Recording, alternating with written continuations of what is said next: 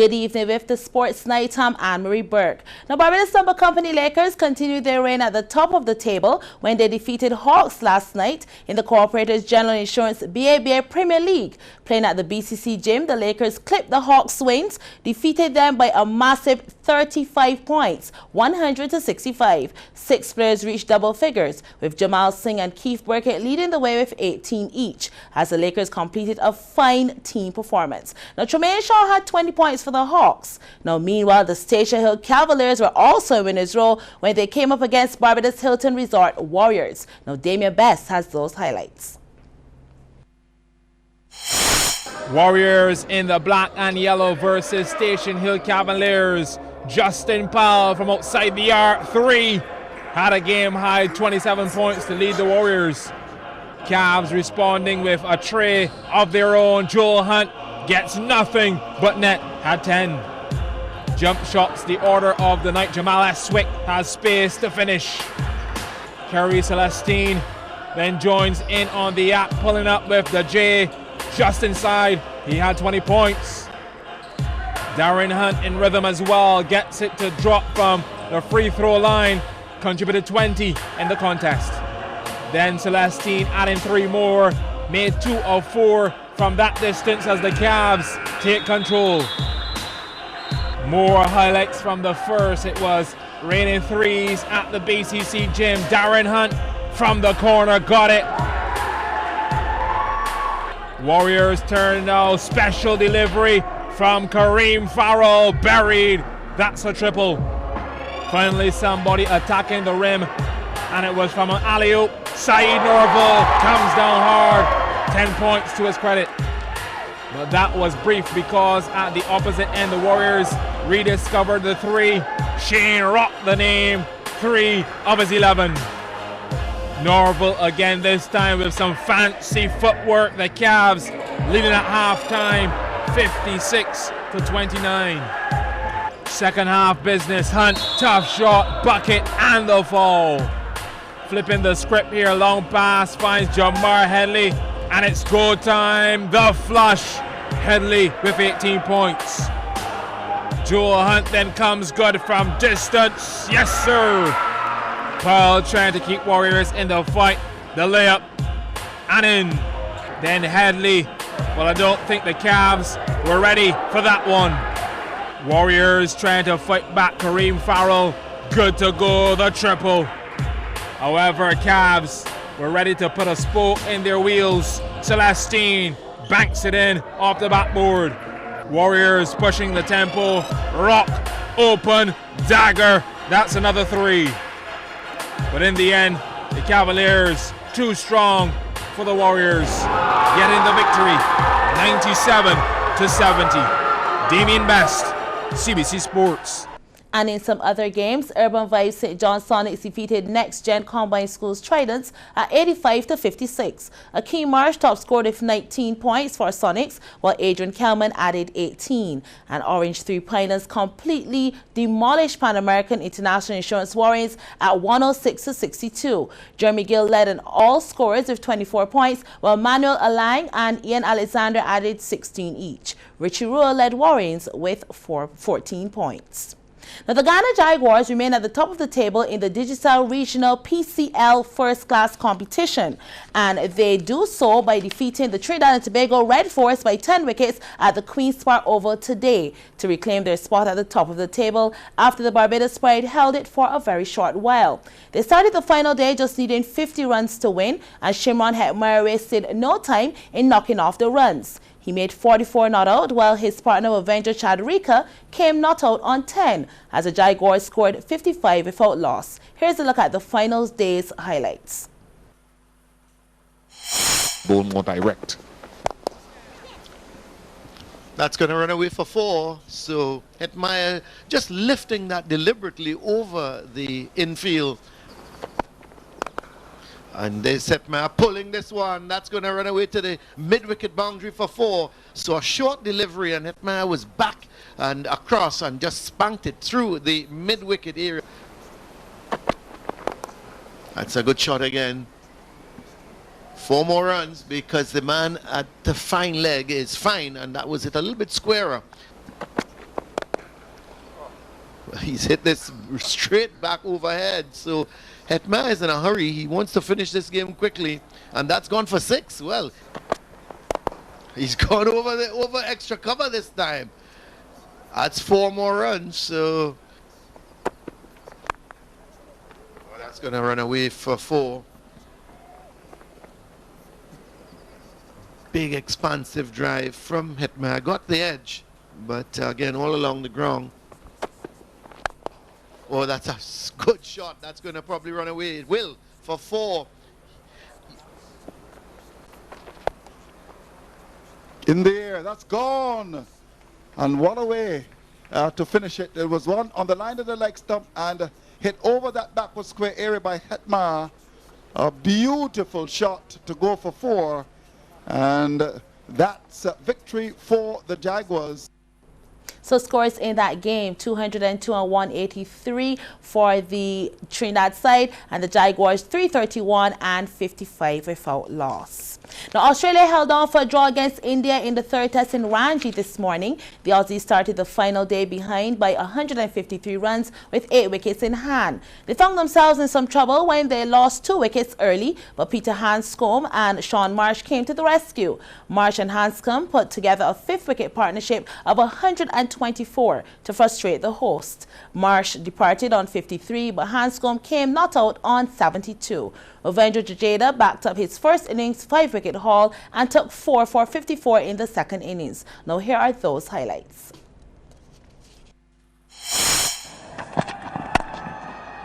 And for the first time, they bowled Millen off, and he's worked it away beautifully. That could be close. It kept low, up goes the finger. Oh, there you go. It's the rough again for Ravindra Jadeja, but it's a right-hander that is picked up, and what a right-hander that is. Really good shot. That wasn't the slot. He was looking for the Yorker. Taken on the full, that's going to be another 4. Good shot from Hanscom, good use of the feet. Well, that's another great shot. Hanscom well in control, brings up his second bet. It's going to be 4 runs. And I tell you what, if that's off the bat, that's the 50 for Hanscom.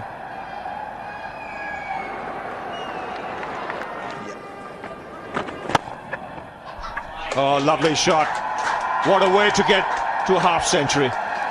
Beautiful use of the feet. Lovely hands going through the ball. Including that, pulled away powerfully. Catches the ball, and he's taken that. And a very, very long stay. And a good innings from Sean Marsh comes to an end. That's 2 sounds. Finger has gone up.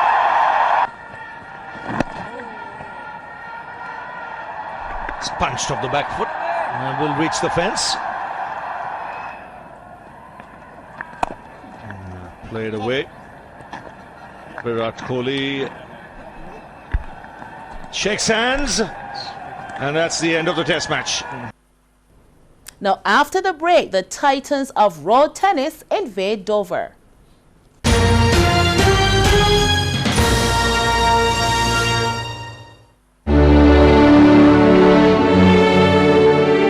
Do you know that the United Nations has a number of conventions? Here is one on the rights of persons with disabilities and access to justice. There are many laws and policies that states that persons with disabilities, particularly persons with intellectual or psychosocial disabilities, cannot serve as witnesses in trials or cannot serve as judges or lawyers for that matter. So you can well imagine that if you're a person who has been subject to violence or abuse, a person with a disability who's been subject to violence or abuse, but you cannot necessarily serve as a witness against your perpetrator because the law does not allow that. So for example, if you're a person with an intellectual disability, the assumption is that you simply do not have the wherewithal to testify against someone, and many times it's enshrined in law. So that is one example of a huge challenge or barrier to access to justice. The other is the ones that we take for granted, like physical access to police stations or courthouses or other public buildings. But you can well imagine that if I become a victim of violence and I cannot cannot get physical access to a police station, that might seriously affect whether or not I choose to report a crime. So that is another example. Also, too, generally speaking, society's lack of education around the rights of persons with disabilities can seep into all aspects of the justice system, which is why the Convention on the Rights of Persons with Disabilities requires that every person in the justice system get some form of education and training on the rights of persons with disabilities.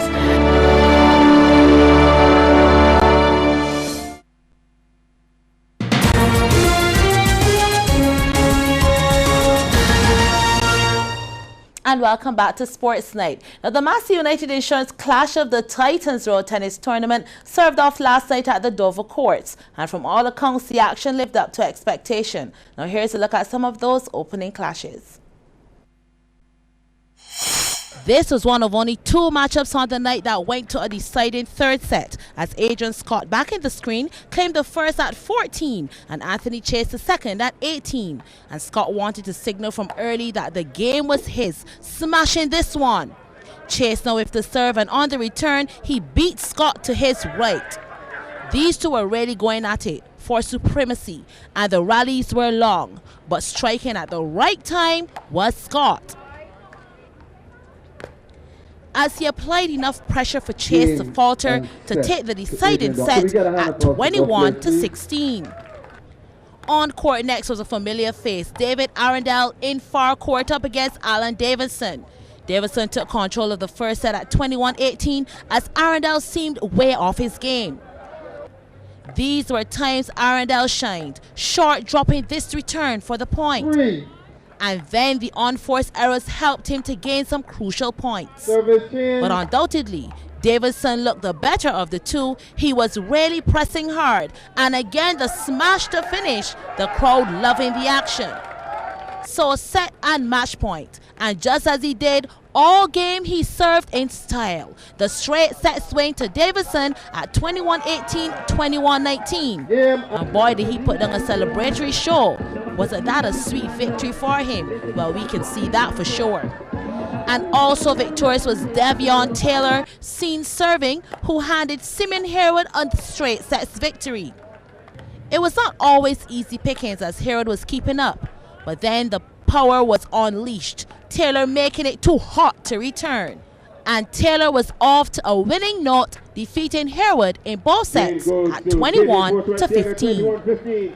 Now to football, Weymouth Wales roughed up Waterford Compton with an 8-0 thrashing to shoot to the top of the Digicel BFA Premier League last night at the Wildy AstroTurf. Orantes Lawrence celebrated a hat-trick, Revere Williams had 2, and Hayden Holligan and Romario Yearwood scored 1 apiece.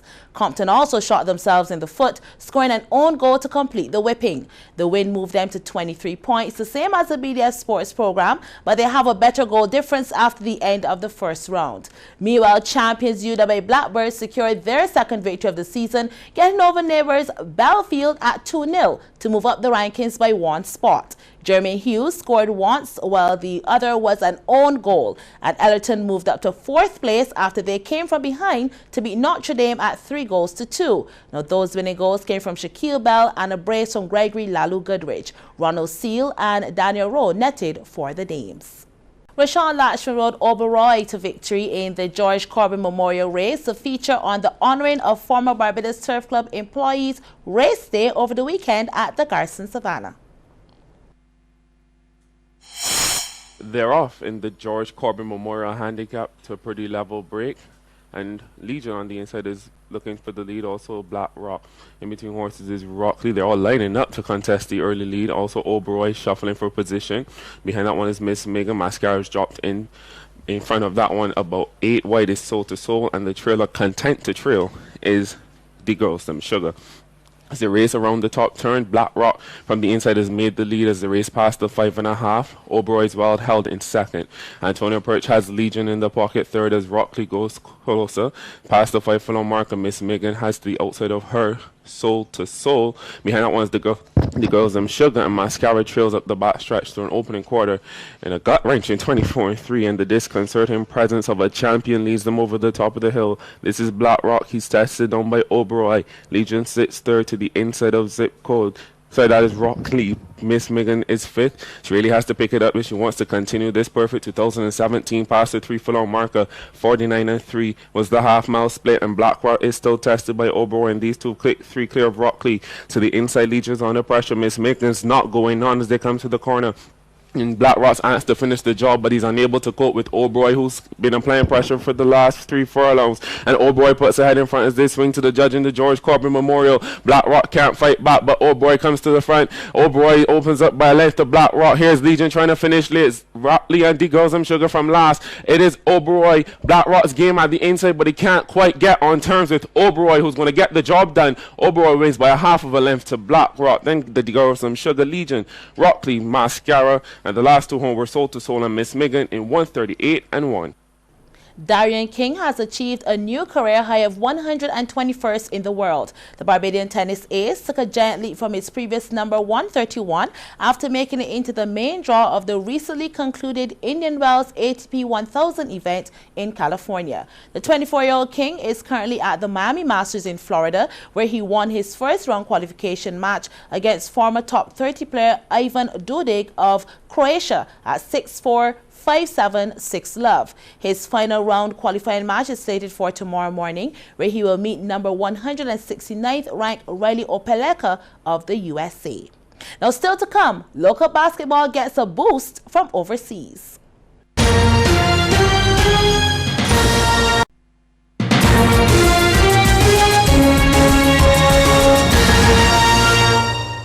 Now, junior basketball players were granted a chance recently to train with coaches from Toronto, thanks to the Next Gen Basketball Academy. The camp includes the coaches visiting various schools and also working with the combined schools Tridents on evenings. One of the schools chosen was the St. Michael's School. CBC's Damien Best has more. The academy has teamed up with True Champs, the Health Institute, and Can Ball from Toronto to hold a week-long camp to spread some knowledge on the younger generation about basketball skills and ways to move to the next level. The team consists of 4 coaches and 2 sports chiropractors who have been showing the kids what it takes to achieve their goals, reach the next level, and how to prepare for it. One of the coaches, Josh Cardoza, says there's a lot of talent in Barbados, but it just needs to be harnessed correctly.